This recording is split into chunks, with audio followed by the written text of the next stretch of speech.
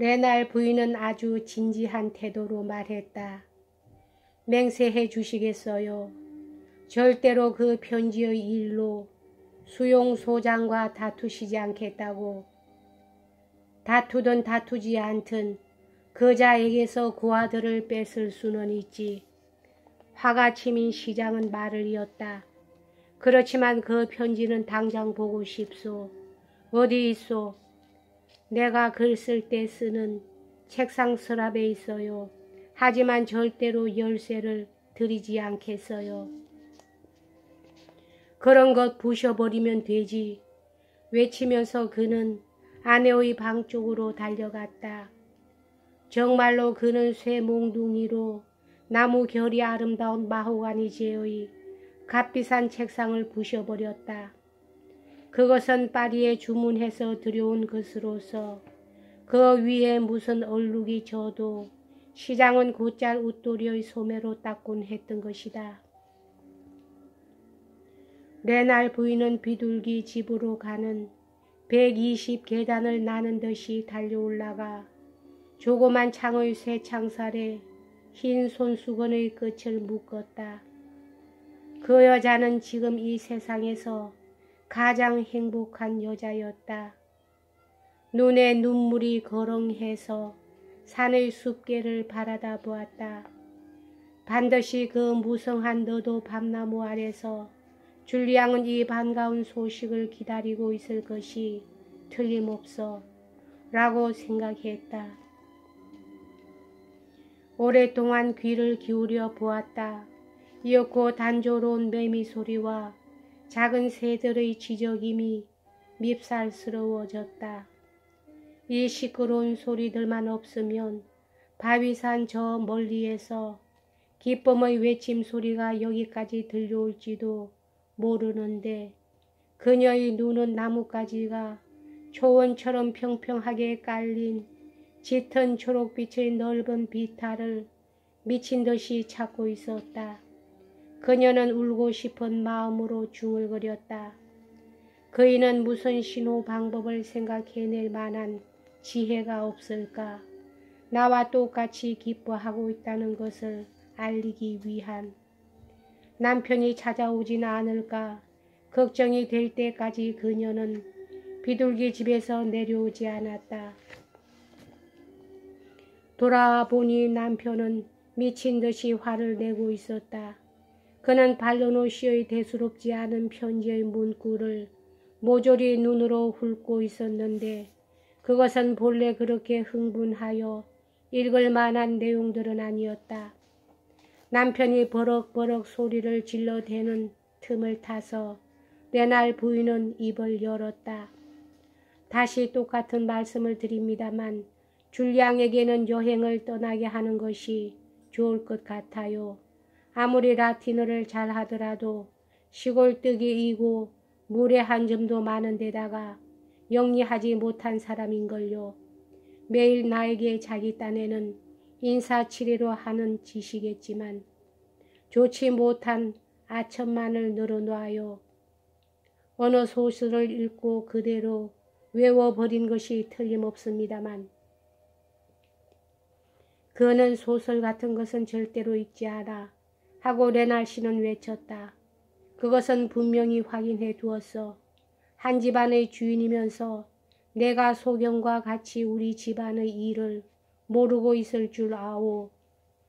그럴까요? 그 어처구니 없는 아첨도 어디에선가 읽지 않았다면 스스로 생각해낸 셈이로군요. 그렇다면 더욱 좋지 못하잖아요. 그런 투로 나의 일을 온 베리에르 안에 떠들고 돌아다녔는지도 모르잖아요. 그리고 그렇게까지는 하지 않았다고 치더라도 하고 레날 부인은 그야말로 무엇인가 새로운 것을 깨달은 듯한 투로 말했다. 그런 식으로 엘리자 앞에서 떠들었을지도 모르고 그렇다면 발로노시 앞에서 떠든거나 다름없지 않겠어요. 아 하고 소리를 지르면서 레날 씨는 방이 흔들릴 만큼 힘껏 테이블을 쳤다. 활자의 익명의 편지와 반론호의 편지는 같은 종이에 씌어 있어. 이제야 깨달았어 하고 레날 부인은 생각했다. 그녀는 그 사실을 깨닫고서 깜짝 놀란 듯한 표정을 지어 보였으나 그뿐으로 무슨 말 한마디라도 할 마음이 일어나지 않아서 그 자리를 떠나 살롱 안쪽의 긴 의자에 몸을 파묻었다. 이제 싸움에 이긴 것이나 다름없었다. 익명의 편지를 쓰으리라고 지목되는 사나이에게로 담판을 하러 가려는 레날 씨를 만류시키는 데에 여간 애를 먹지 않았다. 충분한 증거가 없는데도 반론호 씨에게 싸움을 거는 것은 졸렬한 짓이에요. 왜 그것을 깨닫지 못하시죠? 당신은 남으로부터 질투를 받고 계시는데 그것이 무엇 때문이라고 생각하세요? 당신에게 수완이 있기 때문이 아니던가요? 시의 행정은 훌륭하게 처리하게 계시고 집안은 고상한 취미로 갖고 놓으셨고 나의 지참금도 있으며 그 위에 무엇보다도 백모님으로부터 상당한 유산을 상속할 기대도 있잖아요. 세상에서 들은 그 유산을 어처구니 없을 만큼 크게 생각하고 있습니다만 하여간 이 일 저 일 등으로 해서 당신은 베르에르에서 으뜸가는 인물이시잖아요. 내 가문에 대한 것은 잊고 있군. 레날 씨는 조금 미소를 띄워 보이면서 말했다. 틈을 주지 않고 레날 부인은 말을 이었다. 당신은 이 지방에서 가장 신분이 높은 귀족 중의 한 분이 아니신가요? 만약 국왕께서 자유로이 하실 수만 있어서 집안에 어울릴 만한 대우를 하실 수 있는 세상이라면 당신은 반드시 귀족원이든 어디든 들어가 계실 것이 아니에요. 그런 훌륭한 지위에 계신데 당신을 질시하는 세상 사람들에게 소문의 씨앗을 뿌리실 참인가요? 익명의 편지로 반론호 씨와 다투신다는 것은 온 베리에르에 아니 그뿐만 아니라 보장속이나 이 지방 일대에 레날 집안쯤 되는 사람이 무슨 잘못으로 그리 됐든 그러한 서민의 자식을 집안에 끌어들여 주인을 비웃는 짓을 하게끔 했다고 소문을 내는 것과 다름없잖아요. 지금 찾아 읽으신 편지가 내가 반론호 씨의 불륜의 사랑에 응했다는 증거가 된다면 나를 죽여버리세요. 만일 그렇다면 나는 100번이라도 죽어드리겠어요. 하지만 그분에게 화를 내신다는 것은 잘못이에요. 생각해 보세요. 이 사람들은 모두들 당신의 출세를 시기하여 어떻게든 속을 풀 핑계거리를 잡으려 하고 있잖아요. 왜 1816년에 무슨 사건인지 죄인 검거에 협력하신 적이 있었죠. 그 지붕을 타고 도망치던 사나이의 일만 하더라도 내가 생각하고 있는 것은 당신은 나를 생각해 줄 줄도 이해해 줄 줄도 모른다는 점이요. 그런 사건을 상기하는 바람에 아주 기분이 언짢아진 레날 씨는 외치듯이 말했다. 그리고 나는 귀족원 의원이 되지를 못해서. 레날 부인은 웃음을 띄워 보이면서 대답했다. 저는 언젠가는 당신보다 부자가 될 테고 더구나 12년 동안이나 함께 살아온 사이잖아요. 제 의견을 말씀드릴 수 있는 자격이 있다고 생각해요. 특히 오늘 같은 사건에 대해서는. 여기에서 아주 분함을 감추지 못하겠다는 듯한 표정으로 그녀는 말을 이었다. 만약 저보다 줄리앙 쪽이 더 소중하다고 하신다면 저는 백모님에게로 가서 올 겨울을 지내고 오겠어요. 이 한마디는 효과 만점이었다. 정중한 말투를 쓰려고 노력하면서도 굳은 결의를 말하고 있다고 보인 것이다. 그 말이 레날 씨를 결심시켰다. 그러나 바로 시골의 관습 때문에 그는 계속 오랫동안 짓거렸고 주어 모을 수 있는 한의 이유를 되풀이하는 것이었다. 부인은 제멋대로 뜨들게 놓아두었다. 남편의 말투가 아직 노기를 품고 있었기 때문이다. 2시간 동안이나 쓸데없는 장광설을 늘어놓은 끝에 하룻밤 내내 분노의 발작으로 번민을 계속해온 이 사나이는 끝내 힘이 다해버리고 말았다. 그는 발로노시, 줄리앙, 그리고 엘리자에 대해서까지 앞으로 취할 태도의 방침을 결정했다. 이 연극 도중 레날 부인은 12년 동안이나 함께 살아온 상대방이 정말로 괴로워하고 있는 모습을 보고 한두 번 동정심이 일어날 뻔했다. 그러나 참다운 정열이란 이기적인 것이다. 그리고 어젯밤에 받아설 익명의 편지에 대해서 말을 꺼내는 것을 이제나 저제나 기다리고 있는데 도통 그 말이 나오지 않는 것이다.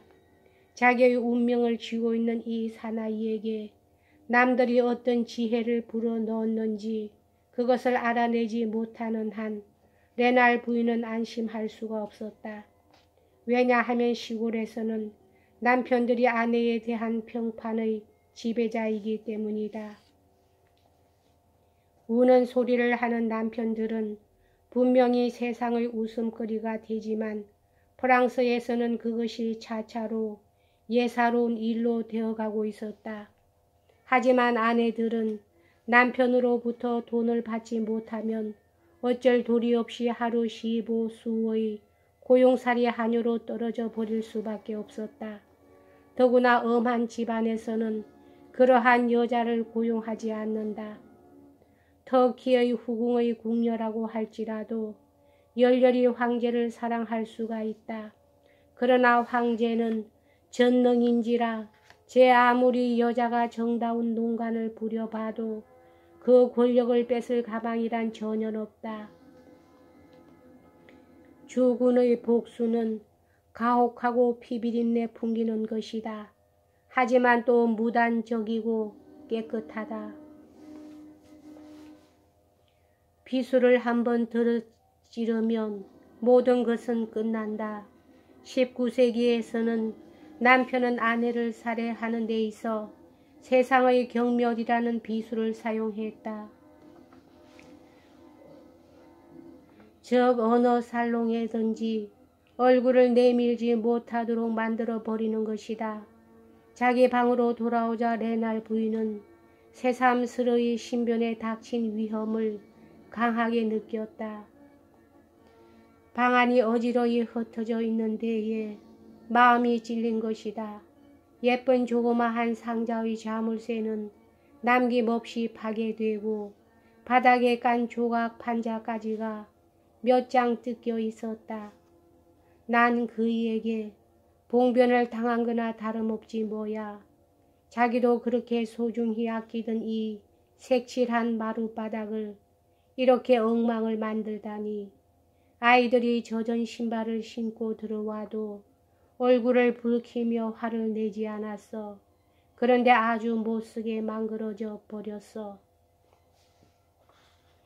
이 난폭스러운 행동을 보자 너무나 간단히 승리를 거두어 한껏 가책을 받고 있던 기분도 당장에 날아가 버렸다. 점심 종이 울리기 조금 전에 줄리앙이 아이들을 데리고 돌아왔다. 식사가 끝나 하인들이 물러가자 레날 부인은 줄리앙에게 아주 무뚝뚝하게 말했다. 2주일가량 베리에르에 가 있었으면 하고 전에 말씀하신 적이 있지요. 주인 어른께서는 휴가를 드려도 좋다고 말씀하셔요. 언제든지 마음 내키는 대로 떠나세요. 그리고 아이들이 매일 놀고만 있으면 안 되니까 매일 장문을 붙여 드릴 테니 고쳐주도록 해주세요. 아니, 일주일 이상은 안 돼. 레날 씨가 몹시 못마땅한 듯한 말투로 덧붙였다. 줄리앙은 레날 씨의 표정에서 깊은 번뇌에 쌓인 사나이의 불안한 그늘을 보았다. 주인께서는 아직 결심을 못하신 모양이죠. 아주 짧은 동안 살롱에 단둘이 있게 되었을 때 줄리 양은 연인에게 이렇게 말했다. 내날 부인은 아침부터 줄곧 자기가 한 일을 모조리 짤막짤막하게 말해주었다. 자세한 말은 오늘 밤에 다시 하고 웃으면서 그녀는 덧붙였다. 여자란 간악하구나 하고 줄리 양은 생각했다. 뭐가 좋아서 또 어떠한 본능에서 사나이를 속이는 것일까? 부인께서는 사랑 때문에 눈을 떴는가 싶었더니 한편으로는 소경이 되시기도 한 모양이로군요. 줄리 양은 얼마간 말투가 싸늘해져 있었다. 오늘 부인께서 하신 활약에는 아주 감탄했습니다. 그런데 오늘 밤 단둘이 만나려는 것이 대체 분별 있는 생각일까요? 이 집안은 어디를 봐도 적으로 가득 차 있습니다. 생각해 보십시오. 엘리자는 선택할 만큼 나를 증오하고 있습니다. 당신이야말로 나에 대해서 무서울 만큼 냉담한 마음을 품고 계시는 것이 아니신가요? 엘리자의 증오와 비슷하게. 비록 냉담하다고 할지라도 저희 손으로 부인을 위험 속에 몰아넣은 이상 저는 당신을 그곳에서 구해내지 않으면 안 됩니다. 만약 어쩌다가 레날 씨가 엘리자와 얘기라도 하는 날에는 아주 짤막한 한마디로 모든 것이 드러날지 모릅니다. 주인께서 무기를 들고 내 방 가까이 숨어들지 말라는 법도 없습니다. 어머, 용기조차도 없군요. 레날 부인은 아주 귀족의 말다운 높은 기품을 보이면서 말했다. 나의 용기를 운운할 만큼 내 신세를 영락시킬 마음은 없습니다. 줄리 양은 싸늘하게 내뱉었다. 그것이야말로 야비합니다. 세상 사람들에겐 사실에 비추어서 판단을 받으면 됩니다. 그러나 이렇게 말하면서 부인의 손을 잡고 줄리 양은 계속 말을 이었다. 제가 얼마나 당신을 사모하고 있는가. 이토록 괴로운 이별을 눈앞에 두고 이렇게 작별 인사를 드릴 수 있는 것을 얼마나 기쁘게 생각하고 있는가. 당신께서는 상상도 못하실 것입니다. 여기까지 하겠습니다.